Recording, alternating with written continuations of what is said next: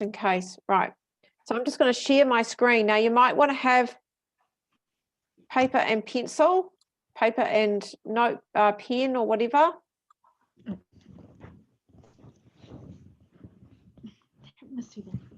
You might want to take notes if you're a taking note kind of a person. Hopefully you can hear this. Tell me if you can't. We're going to learn about empathetic listening. We'll talk about what it is, what it isn't, and give you 3 tips to get better at it. So let's do it.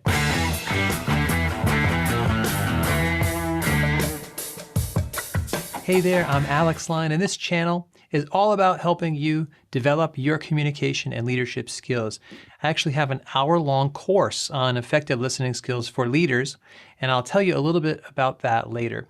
Today, we're talking about empathetic listening, and the root word of empathetic is empathy, and that means your ability to understand and share another person's feelings. So empathetic listening is about paying special attention to the way the other person is feeling by putting yourself in their shoes to understand where they're coming from. One benefit of empathetic listening is that the other person feels understood. That's a real gift that you're giving them. This is one of the main reasons people go to see a counselor, a therapist, or a friend who they know is a good listener. Another benefit is for us, and that it automatically boosts what some people call our emotional intelligence, or EQ. It helps us understand how the other people around us are doing, and that helps us respond in more helpful ways to the needs of the moment. So what is empathetic listening not? Well, empathizing does not mean you necessarily agree or have changed your mind.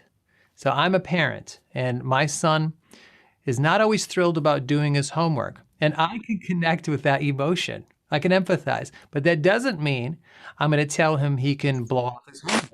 My empathy does, however, help me maintain a good, healthy connection with him because he knows that I know where he's coming from. Empathy also does not mean we should try to automatically fix a problem that the other person might have. The author Roy Bennett once said, "Sometimes all a person wants is an empathetic ear. All he or she needs is to talk about it." So empathetic listening doesn't mean jumping in to solve a person's situation. So what does it look like? What does it sound like to listen with empathy? Let's look at 3 tips to help you get better at it. First, it has to be genuine. You have to mentally and emotionally put yourself in the other person's shoes. Imagine what it must be like to be in their situation. If you have ever had someone fake listen to you, then you know those little superficial behaviors they give off, and it comes across as inauthentic. You don't want to do that. So you have to do some internal dialogue. Say to yourself, how would it feel if someone just insulted me like that? How would it feel if I've just been fired? How would it feel if I had just been passed over for a promotion? And then imagine what that would be like. Really put yourself in the other person's shoes. Listening with empathy is first and foremost about making that genuine effort to see the situation through the eyes of the other person to feel what they are feeling. Second, listen to their verbal and nonverbal communication. So in my experience, people will usually show their emotions much sooner than they will explain their feelings. And sometimes their verbals and nonverbals don't always match. So someone might say, "I'm fine," but you can clearly tell by their nonverbal cues that they are not fine. I was listening to somebody the other day and they were giving an update on a project, and I could tell nonverbally that they were on the edge of tears. And there were just little flashes of emotions on their face. Now, their sadness had nothing to do with the project they were talking about. They were just struggling with something else. And she wasn't talking about her emotions, and her verbals and nonverbals didn't match up. But I noticed, and I was able to listen with empathy because I picked up on those nonverbal cues. Now, sometimes people will verbally say, just come out and say it, "That's really frustrating," or "This is driving me crazy." And I pay really special attention to that verbal message. If they have come out and said it, then I really need to pay attention to that. But we have to be on the lookout for their nonverbal cues because they are often the ones that they will show us first. Third, reflect back to them what you sense they are feeling using your verbal and nonverbal skill. So this means communicating in plain language what you're noticing. And I keep it really simple. If they seem frustrated, I might say, that sounds frustrating. Or if I were in your shoes, I'd feel the same way. I don't try to analyze or evaluate their emotions like a therapist. I'm not a therapist. I just show them that I'm noticing, and then I give them more room to keep talking. Sometimes I'm even more concise. Like if something unexpected happened to them, I might just say, wow. And then I show that expression on my face as well. Other nonverbals might be a caring facial expression or nodding to show them that you're tracking with them, that you're following them. Now, on the other side, if the person is feeling positive emotions, then reflect back that to them too.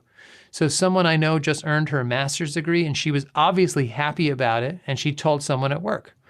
And her coworker paused, looked her right in the eye, and with a lot of care on her face and said, "That is a really big deal. Wow." So that's A plus empathy. My friend said it felt so affirming. It was a highlight of her day. So many people assume that listening with empathy means listening to people's difficult emotions, but you can also share people's joy as well. And there's a lot of value, a lot of relational value in sharing other people's positive emotions. So question of the day, have you ever had somebody really listen to you? How did that make you feel? I would love to read your comments below. And as mentioned, I have an hour-long course on effective listening skills for leaders. Okay, guys. So, did you all get that? Why did I show you? Why am I showing you that video and what empathetic listening is all about? Because we do empathetic listening in our business, right? So I really want to show you some examples of some messages, and I really love for you guys to pick up on their pain and what you would say, what would be a really empathetic response to give someone, because being empathetic is the only way that we can build relationships. If you're coming from a place where it's all about you and it's not about them, and you're trying to be relatable in the way that's more about because you want an outcome from it, so you want them to be a customer or you want them to be a team member, then it's not going to be empathetic and it's not going to be authentic, and they're not going to listen to you or take you seriously. They're going to feel as if they are being sold to. So we want to really avoid that situation. So how we avoid that situation is we really look at how we can support them. And obviously when this guy was talking, he was talking about that how we do it is we do it, so that was face-to-face, right? Yes, face-to-face is a really good practice. It's a really good way of doing this, but you can also do this on Messenger. So, and what I want to do now is I just want to show you a few examples of a message. Now, these are some messages of people that I've had in the past. And what this is, now I'll see if I can share. Where is it? That one, there it is. Of some of people that I have spoken to.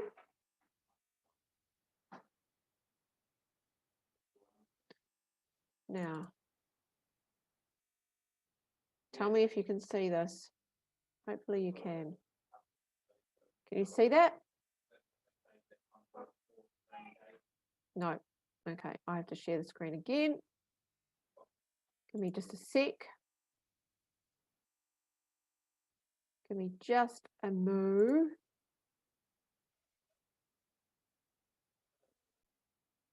Can you see that? Yep. Can you see this? Hang on, I'm going to stop sharing. Be back in just a mo. Sorry, guys, technical issues here.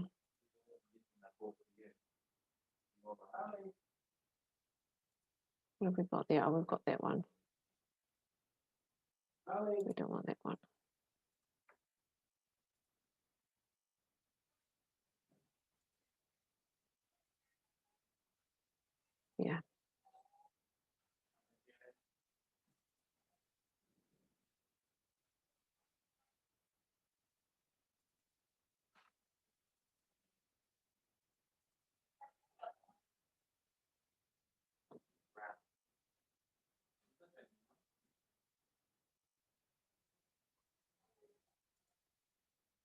Okay.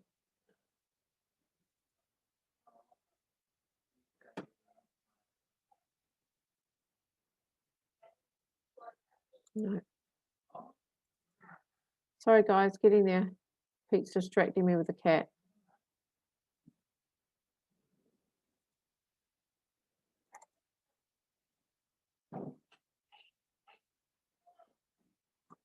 Okay.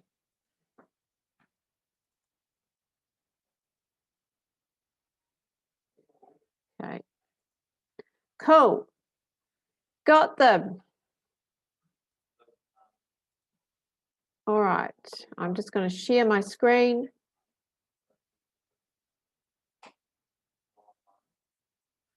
Right. Now have a look at this message. Can you guys see this? Can you all see this? So this is just part of a message to a lady. I couldn't actually block out their name, so I'm just going to move it up a little bit. So if you have a look at this here, so what I want you to do is I want you to read this through. These are all her messages, and I want you to tell me what is her pain.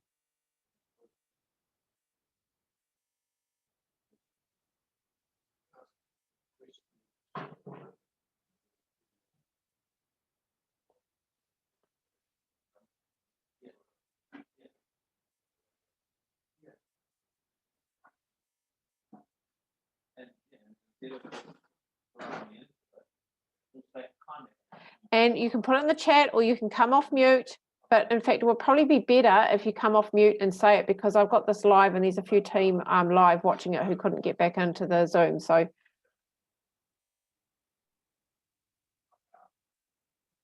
anyone? I feel like she's in a lot of pain with illnesses and with her son, and she's also really she's a natural girl by heart. Yep.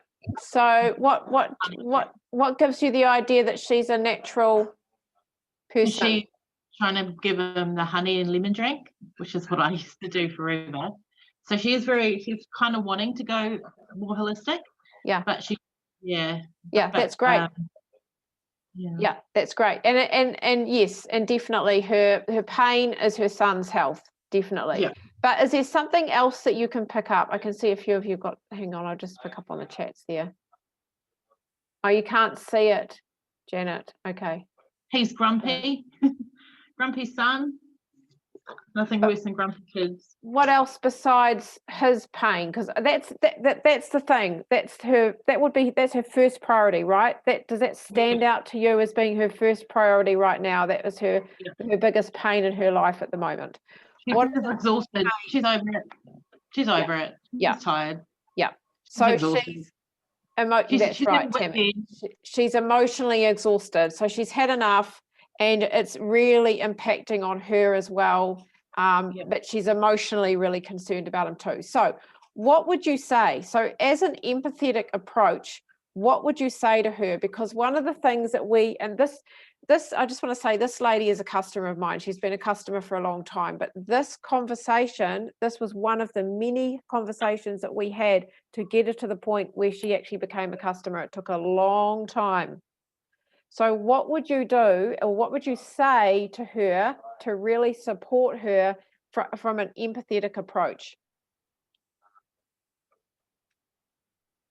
Tammy? Emma, what would you say, honey?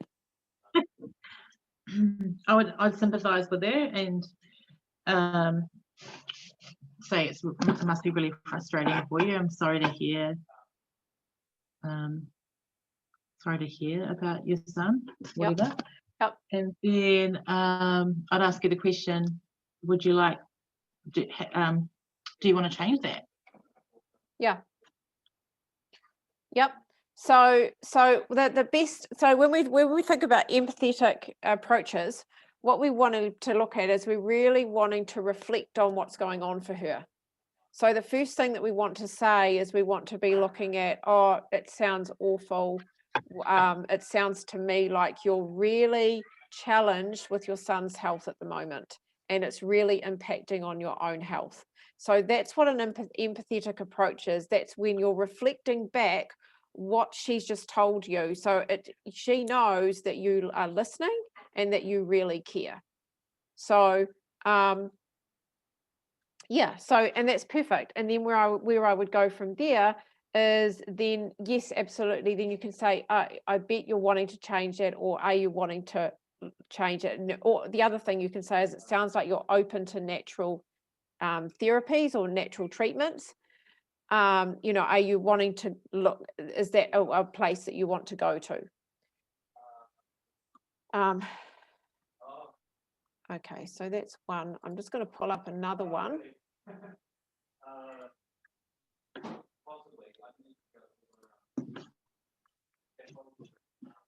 Like this one.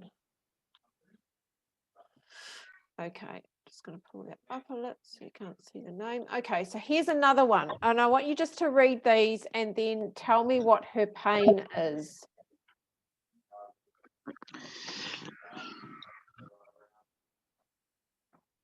This one is really good.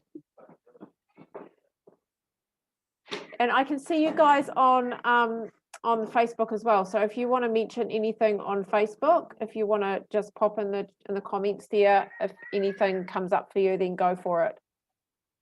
Sure.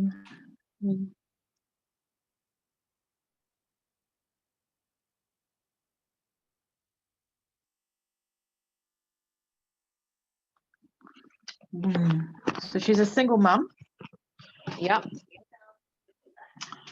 And she's got a lot of problems with her son. It must be really hard with ADHD and anxiety. What is ASD? Autism or autistic spectrum Sounds like my disorder. friend Felicity. She says that in Wits. Yeah. And so, yep, that's obviously a pain for her, is her son. But do you see something else bigger than that? she doesn't like males. Yeah, that's true, Emma. But anything else that stands out to you with what she said? Because this comes up a lot more than her son's health. So you can't read them, Hillary. Oh, that's a shame. Is it too far away, honey?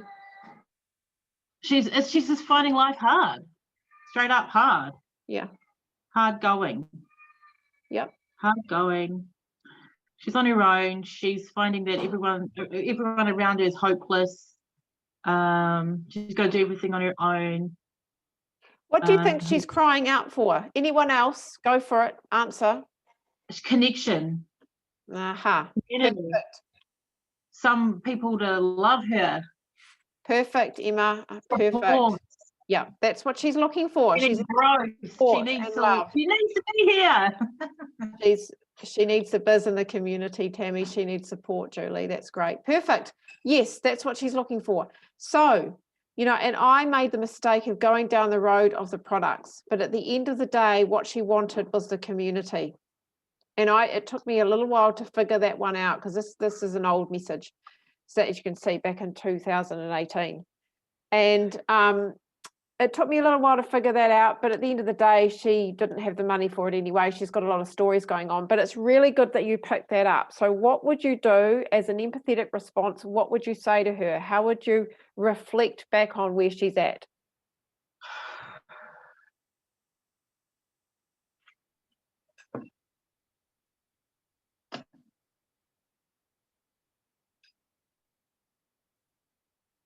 Anyone?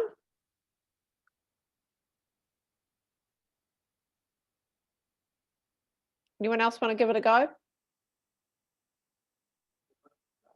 Okay, so what you're doing is you're saying, it sounds to me like, you know, your son's health is really impacting on how you're feeling, but it also sounds to me like you don't feel like you're supported, right? Yeah, because a lot of people feel that way. I would ask for a catch up. That's lovely, Tammy. Yeah, that's lovely. And I think the first thing to get to that point where you would ask for a catch up is that you would say, it sounds to me like you're really needing some support. Would that be right? And And then, you know, and then what you'd want to do from there is you don't want to be launching into, we've got the most amazing community, you want to be part of this, you know, join my team. You don't want to go there. What you want to do is you want to build this relationship, because this woman here, this has been a lot of conversations like the last one, a lot of conversations that are just about, she just wants support. So that's great, guys. You're doing awesome. Right, so I'm just going to pull up another one.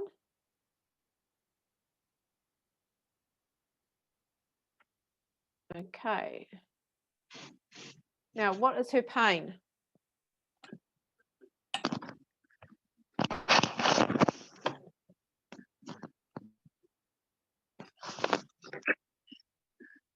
I would acknowledge how lonely it is dealing with a child with special needs. Yes, Hilary, that's beautiful. That is beautiful.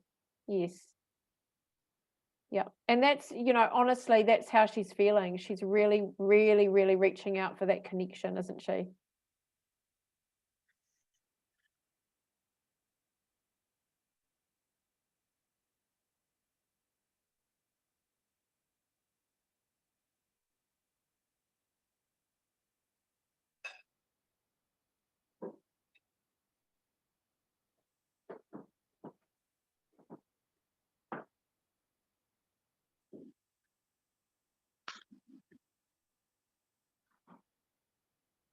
Right. Anything pain pop up there for you? She doesn't have a job. She's going to be going back to secretary when the baby, she's going to get a little baby. Yeah. So, you know, business. This could. Sometimes it takes a lot, and I put this one in here deliberately because it takes a lot to actually pull out the pain. The pain is there, but you just got to pull it out. So you've really got to look at it, and that's what this empathetic listening is all about, is really looking at what she's saying and really feeling for her. Relying on in-laws support. Yep, good one, Tammy. Yep. Wanting to be independent. There's another pain in there. The daycare bill. Why would you work for when you got to pay that much money in daycare? This doesn't make sense. So what is her pain then? Well, she's paying 2,000 a month. Yeah. Paying.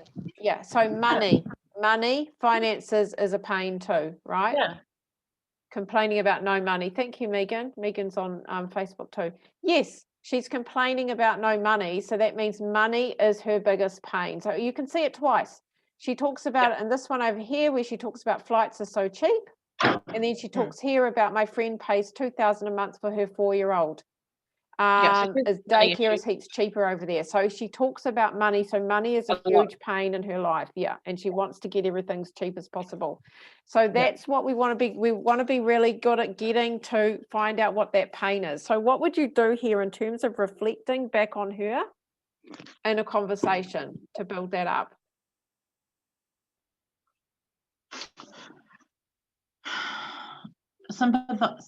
Sympathize with her. Well, like you said. Yeah, reflect. So you want to say, something like, it sounds like things are, and you know, something that Tammy mentioned before about how living in with her in-laws is hard. It sounds like you're wanting to have a little bit more independence, and you know, that finances may be a little bit difficult for you at the moment. So you want to come from that place, and you want to explore more and ask more questions around, you know, what is it that she is really wanting? What would be her priority? You don't want to probe. And that's one of the things that they talk about with empathetic listening is we don't want to probe. Yes, we can ask questions, but we don't want to ask the kind of questions that makes it sound like we're probing them, because they're not going to open up and trust us if we are just sending them 100 questions with no real reason for it. So it's not about us and how we can sell them something or give them the business. It's more about how can we help this person right now with their pain, directly looking at their pain. So her pain is financial. And it sounds to me like she wants to be independent. Okay. Now I'm just going to share another couple, but I'm going to have to find them.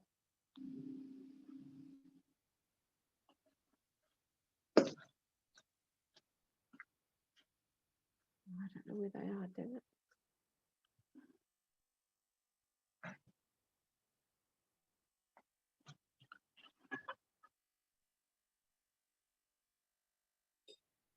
No.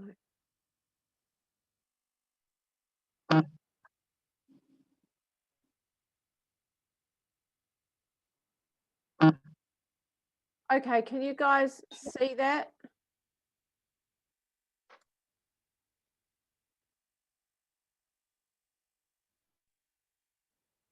No, you can't. Oh, how am I going to share that one?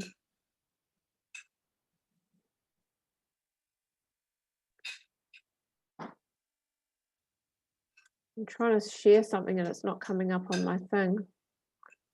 Show all windows. Oh, look, there they are. Found them. Great. Can you guys see this one?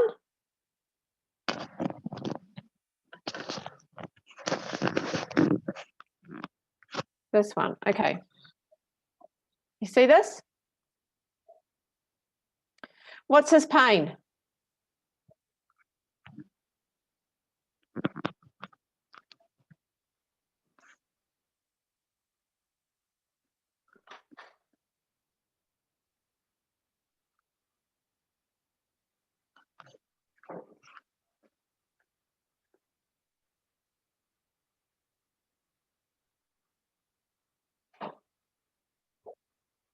He's at a crossroads in life. He's wanting to dig deeper into his spirituality.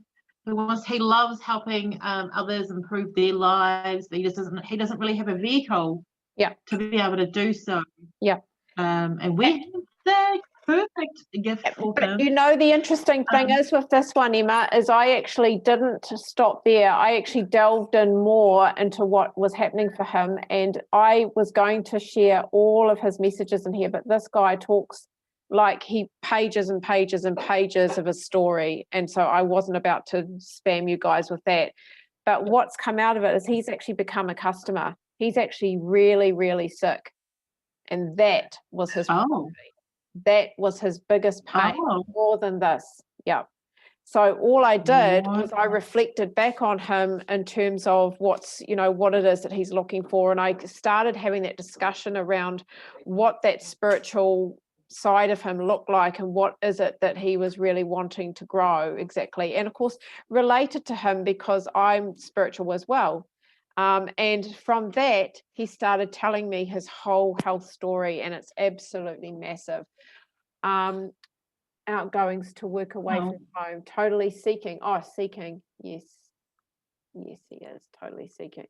So that was only the beginning of a conversation. So one of the things and we can easily make this mistake, and I used to when I first started, I would have gone, oh, I can help you, we've got this amazing business. But what we want to do is we want to keep cultivating and we want to reflect on, oh, it sounds really like, there's a lot of decision making going on for you, that you're searching for what it is that you're wanting and you're not really sure what that looks like yet.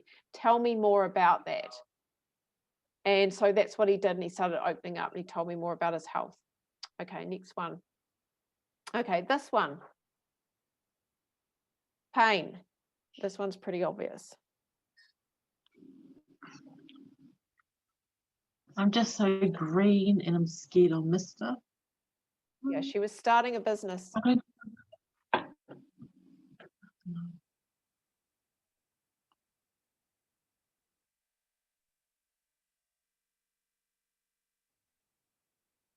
The reflecting allows the individual to find their own solution, aka program or products, and what fits them both. Yes, absolutely, Janet. Yeah, that's right. Stuck with spirituality. Yeah, Megan. Okay, so what's the pain there for her, for Tony? She's got to juggle a business and kids and swimming and, breaking down of the oven. Yeah. So She can't what's her biggest pain in one word? This owning a traditional business sucks. I don't know. It's time. Not having enough time. Yeah. They're always a customer first. We have to buy the products to have business. Oh, okay. So I'm just reading what you're saying, Megan. Business is a bonus if they choose that. Absolutely. And that's what he's doing. He's been a customer. That's Cole. So anyone else see any other pain? Can you see the time pain here with her, that she's really struggling? But what else is going on for her? She's also feeling anxiety. Yeah. Anxiety. Yeah. Yeah. And I feel her pain. I feel it. Yeah, and she's wondering how she can do it, how she can fit it in. She's feeling anxiety from not having enough time and trying to juggle everything. Yeah, yeah. So what would you say? How would you reflect back to her?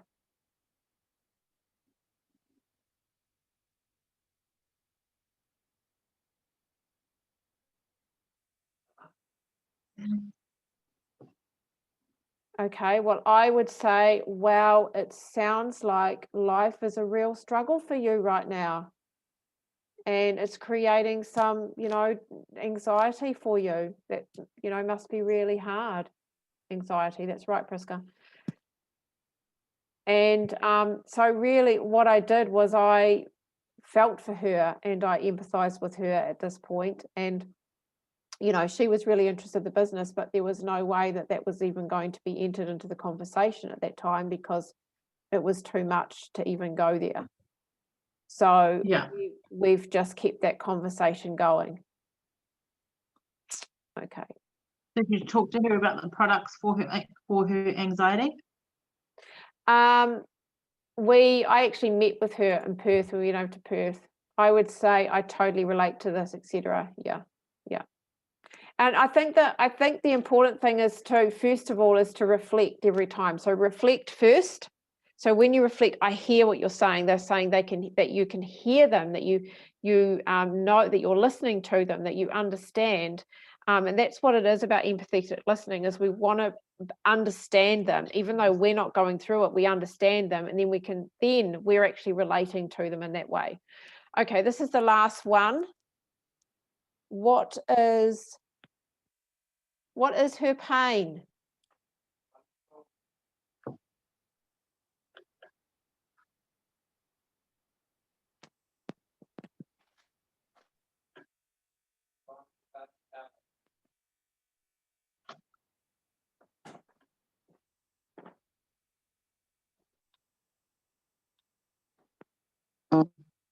This one's pretty simple. It's really basic and really obvious. Oh, I bet you are exhausted. She just wants connection. Yeah. She wants connection. Yeah. What's she looking for? What does she sound? So what she's saying is she's confused. Community. Yeah. I'm just getting these chats. She's just lost. And an angel gave her hope. How cool is that? Yeah. Yeah. Yeah. She wants to be a part of a community. Yep, lonely. Yeah. This lady has been sitting on the fence for years, couple of years at least, keeps coming back in and out all the time. And every time it's just to connect. It's often just to connect. She's full of anxiety and fear, and she doesn't think she can do it. Yeah. But she wants to give it, she wants to be a part of something more. Yeah, that's right. Yeah. So then how would you reflect on this? As you can see, I told her that I'd love to help her, always love to vibe, but actually what I did after I talked about Angel, is I talked about how much God, sorry, I've completely lost my train of thought. How it must be such a good feeling knowing that she feels like she could belong somewhere. That's pretty much what I said to her. And that's really what she's really looking for, is she's wanting that sense of belonging, that sense of connection, that sense of community, where she's not going to feel quite so anxious, that she's going to feel more supported around being able to grow herself, or even just to be part of a community. Anyone else want to add to that? Can you not share, guys, Sorry? so we can idea? Can you not share your replies? Oh, there's only one. I can't share it. It was only a screenshot of that message.